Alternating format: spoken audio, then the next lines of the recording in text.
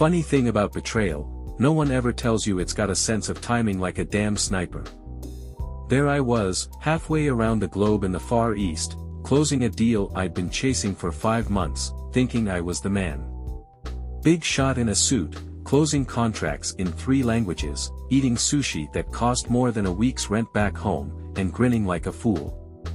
Meanwhile, back in the States, my wife was out there screwing my cousin. Yeah. My cousin. The one who used to fart in my sleeping bag on camping trips and cry when his goldfish died. That guy. And here's the kicker, it wasn't even the first time I'd taken a long trip like this. She knew the rhythm. She knew when I'd be gone. Hell, she probably knew the flight number before I booked it. That's how comfortable she got. How bold. The message came in around 2 a.m., hotel room lit up in blue from my laptop, my tie still half on. An anonymous email with an attachment titled, "Thought you should know." Real subtle. I clicked it. Of course I did. Curiosity might have killed the cat, but in my case, it just scorched every last illusion I had about my marriage. First image, her and him, sharing a milkshake. Cute. Second image, her not sharing anything, except maybe a hotel bed. I couldn't breathe. Not out of heartbreak, not even out of jealousy. It was insult. Pure, burning insult. My cousin, of all people. At least cheat up, you know. Don't trade a Rolex for a broken-ass Casio and act like you upgraded. I stared at those pictures, fists clenched so hard I thought my bones would snap. Then I laughed. Honest to God, I laughed. Because I realized something right then.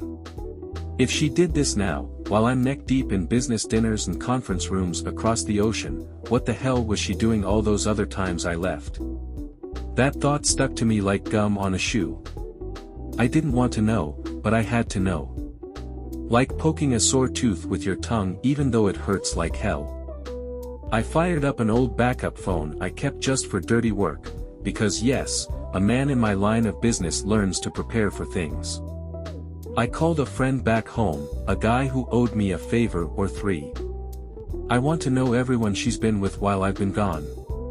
I don't care how far back it goes. He hesitated. That could be a long list, man. I didn't blink. All the more reason to start early. And just like that, the game began. Not a game of who slept with whom, I already lost that round. No, this was chess.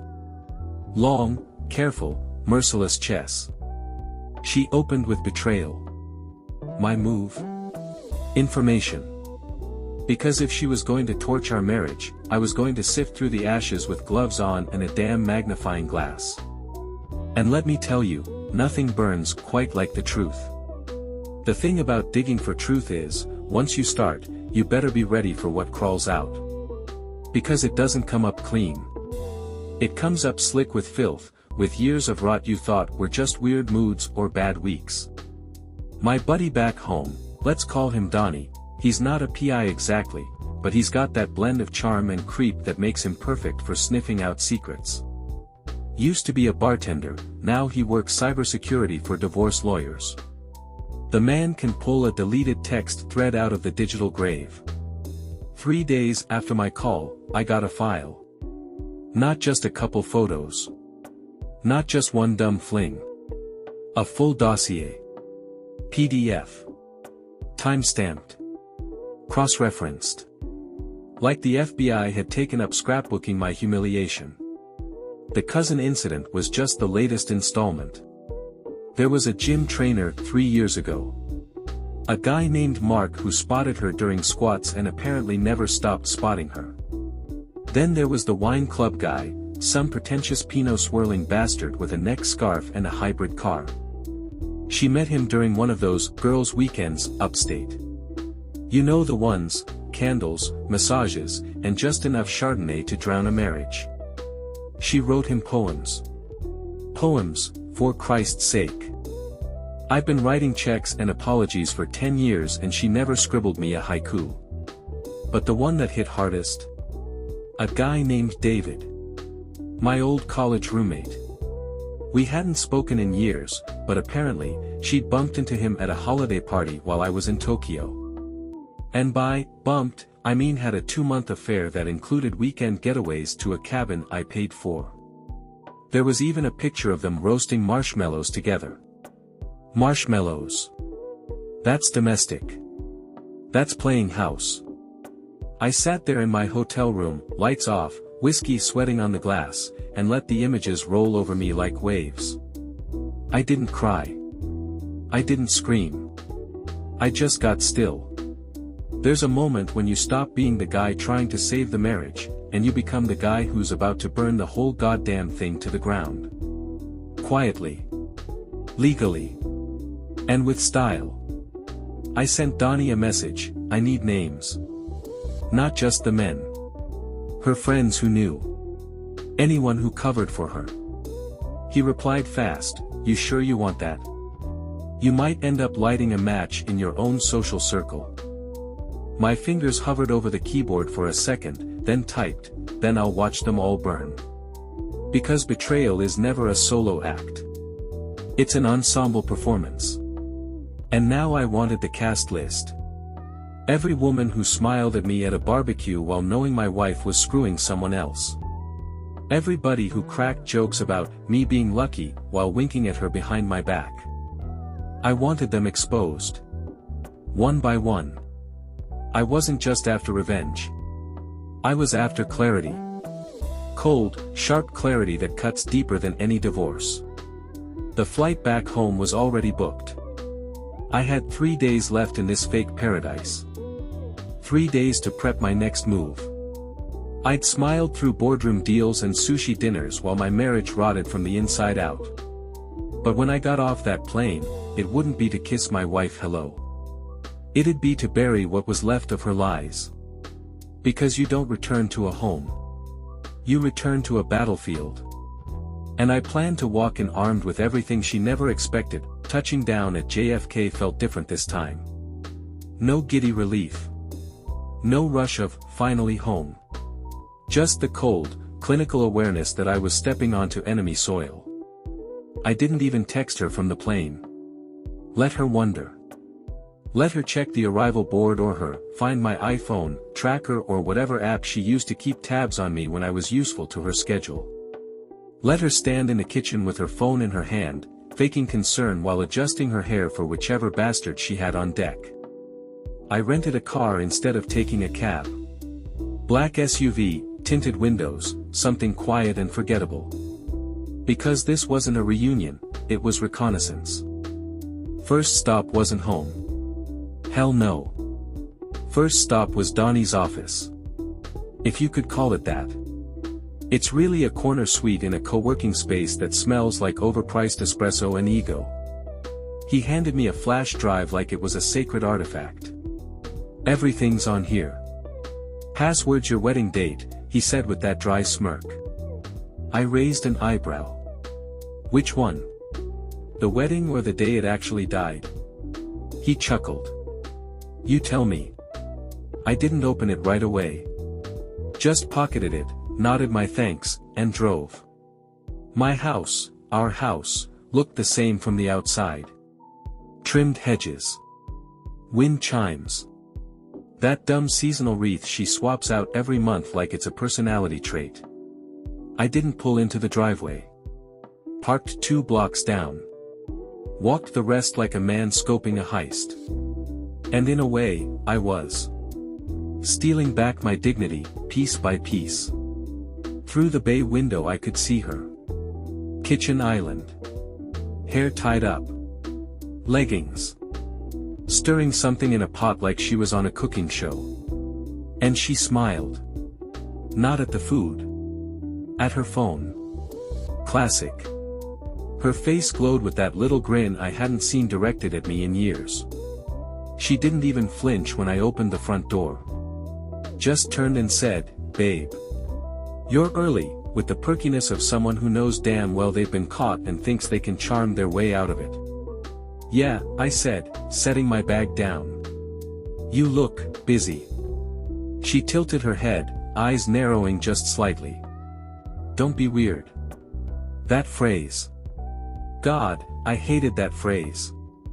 Translation, don't ask questions. Don't be inconvenient. Don't make this harder than it has to be.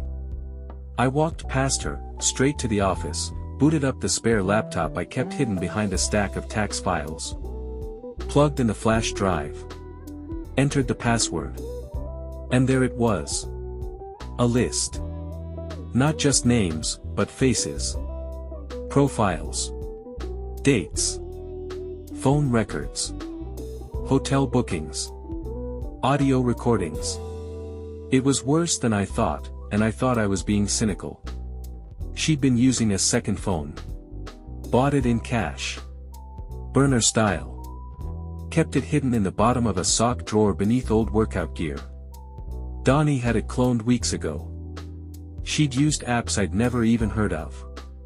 Private photo vault, safe chats, and some sketchy encrypted messaging app with a flame icon. Real discreet. The affair with my cousin had been the spark.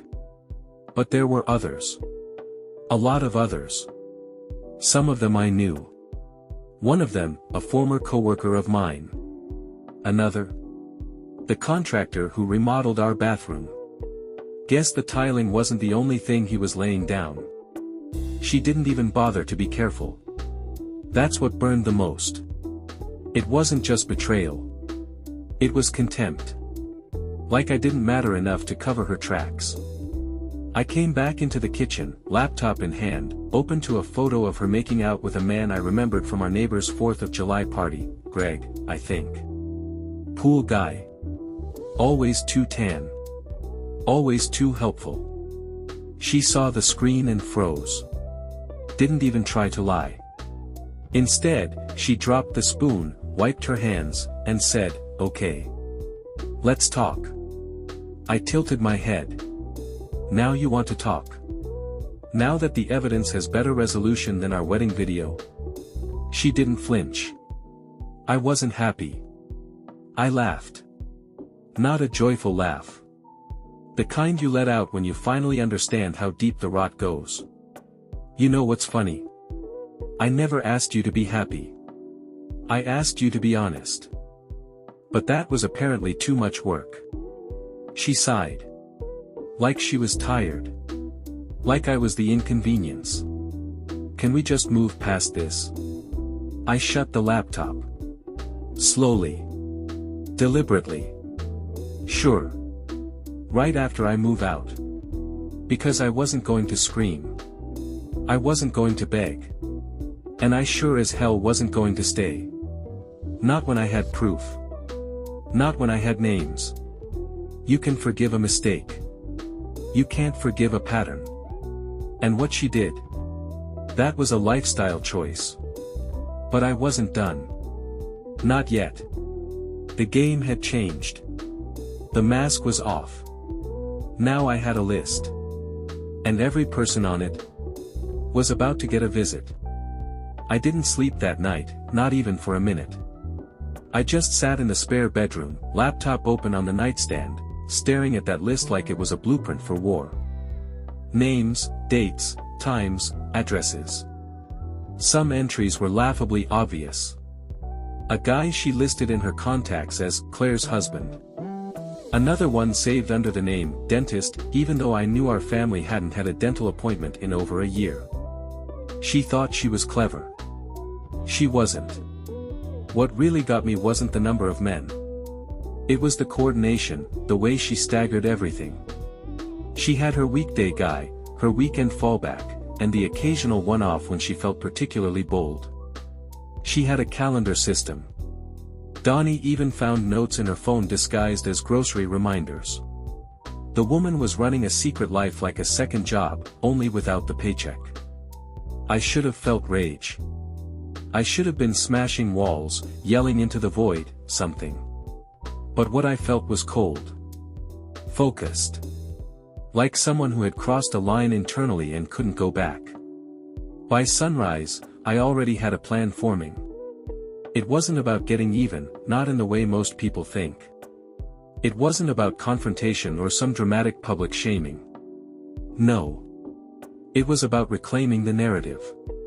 She spent years lying to my face, pretending I was oblivious, maybe even counting on me being too tired or too trusting to notice. She underestimated me. They all did. I made a pot of coffee. Strong. Sat in the living room with that file, and I started at the top. First name, Tyler. Worked in real estate, according to the search Donnie ran. Divorced, 2 kids. He and my wife had met during a client appreciation event for our neighborhood association. He brought the wine, she brought the flattery. I stared at his photo for a long time. The kind of guy with too much cologne and a permanent tan. I didn't want to talk to him. I wanted to see his face when I let him know I knew. I started with him because he was the least connected to our circle. No real fallout if I spooked him. So I called. I used a burner line, just like she did. He answered on the second ring, voice chipper. I introduced myself and said I was calling about a mutual acquaintance. His tone changed instantly, from friendly to cautious. I didn't threaten. I didn't curse. I just asked him one thing: when was the last time he saw her? He stammered. He tried to pretend he didn't know who I was talking about. Then he slipped and said her name. That was enough. I thanked him and hung up. That's all I needed. To hear it from his own mouth. It wasn't about revenge. It was about confirmation. About knowing I wasn't crazy. That I'd been right to trust my gut. I knocked out 3 more calls before noon. Each one left me a little more numb. These weren't men who seduced a married woman with sweet lies and promises. These were guys who knew. Some of them even joked about it in their messages. They didn't care. She didn't either. What they had was a shared understanding: this wasn't love, this was convenience. She used them. They used her. And I was the fool footing the bill for all of it. Around midday, I drove to the storage unit I'd rented under my business name a year ago, back when I was thinking of converting the garage into an office. It was empty, climate-controlled, and untraceable. I started moving documents, valuables, backups of everything I'd need when I left for good. Not just legal files. Evidence. Copies of what Donnie found. Audio recordings. Screenshots. I wasn't going to make a scene, but I was going to be prepared for whatever she tried to pull. She didn't know it yet, but she'd already lost. That evening, I sat across from her at dinner. She talked about some fundraiser we'd been invited to. Said she thought it might be good for appearances. That word. Appearances. It told me everything. She wasn't sorry. She wasn't confused. She was just trying to hold the mask in place a little longer. I nodded through her speech, smiling just enough to make her think I was still playing the part. Because I was. For now. But in my mind, I was already gone. I was already counting the days until I'd vanish so thoroughly from her life that she'd have to explain to her little group of enablers why her husband left without shouting, without begging, without even slamming a door. Just silence. That's what she would remember. Not rage. Not heartbreak. Just a man who stared through her like a stranger and walked away without needing to look back.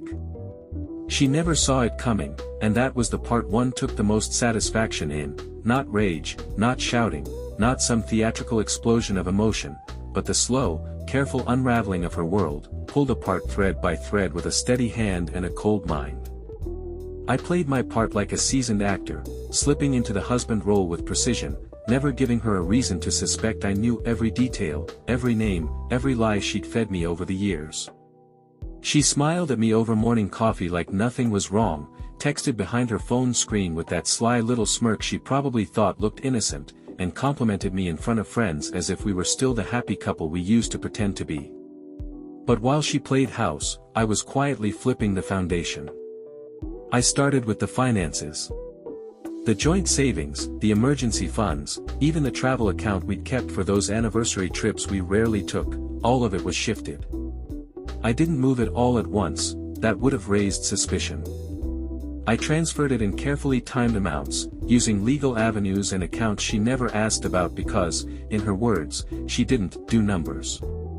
Each transaction was masked behind mundane explanations, reinvestments, tax preparation, early payments on the mortgage.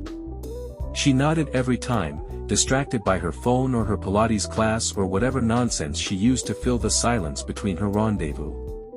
What she didn't realize was that I was building my exit brick by brick while she kept decorating the living room with throw pillows and lies. Then came the house. Our house. The one she loved to flaunt on social media, the one with the perfectly staged front porch and the flower boxes she only watered when company was coming. She didn't know the deed was in my name. My father had signed it over to me just before he passed, and she'd never questioned it. To her, it was just another item in the fantasy we'd built together, me, the steady provider, her, the polished wife. I had it appraised through a contact of mine, a discreet broker who specialized in off-market listings. Within 2 weeks, I had a buyer, and the paperwork was processed under a trust I'd formed a year earlier. I signed the final documents at a coffee shop across town while she thought I was at work. On moving day, she didn't even notice the truck until it was halfway up the driveway. I told her we were doing a deep cleaning and wanted to declutter for staging. She didn't blink. She barely looked up from her phone. That same day, I arranged for her belongings, all of them, to be packed separately and delivered to her sister's house, where I had already confirmed she could stay temporarily. Her clothes, her books, her yoga mat, even that little antique mirror she bought in Vermont, it was all boxed up with professional care and labeled clearly. No spite. No damage. Just efficient removal. By the time she realized what was happening, the locks were changed and a new owner had taken possession. She didn't have a key. She didn't have a say. She had a suitcase and an address, and that was it. The financial accounts came next. I had slowly drained the joint checking and closed it entirely, citing routine fraud concerns. The investment portfolio? Liquidated. I filed it under high-risk reallocation and provided just enough jargon to lull her into a board agreement.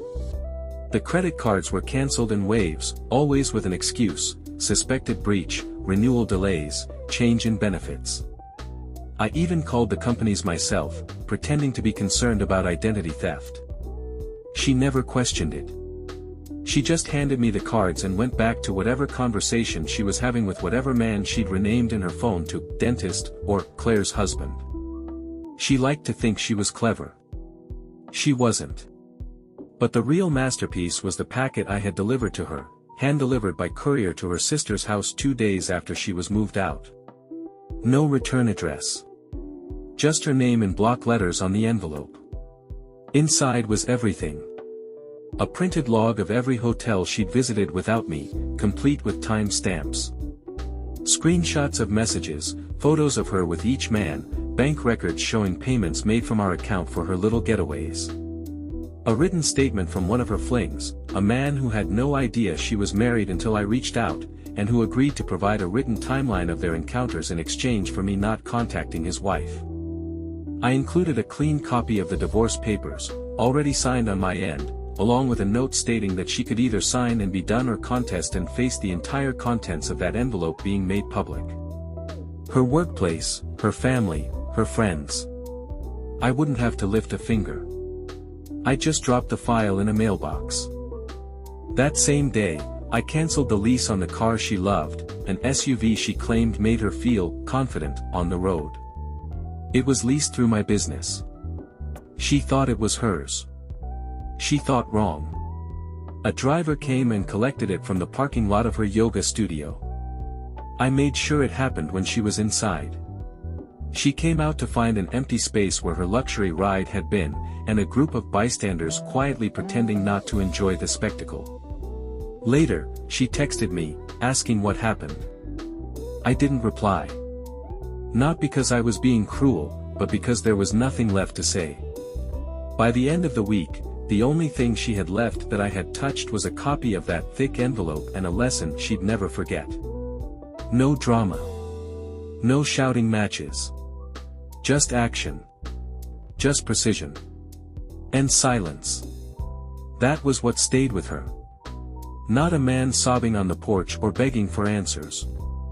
Not a man packing a bag in a huff and storming out. A man who looked her in the eye, smiled at breakfast, and dismantled her life one signed document at a time. I didn't do it to ruin her. I did it because she already ruined what we had, and I simply refused to carry the consequences for her decisions. In the end, she signed the divorce papers without protest. She didn't contest a thing. She knew better. And when it was all finalized, I didn't throw a party or toast with friends. I just got in my new car, turned off my phone, and drove out of town with nothing in the rearview mirror worth looking back on.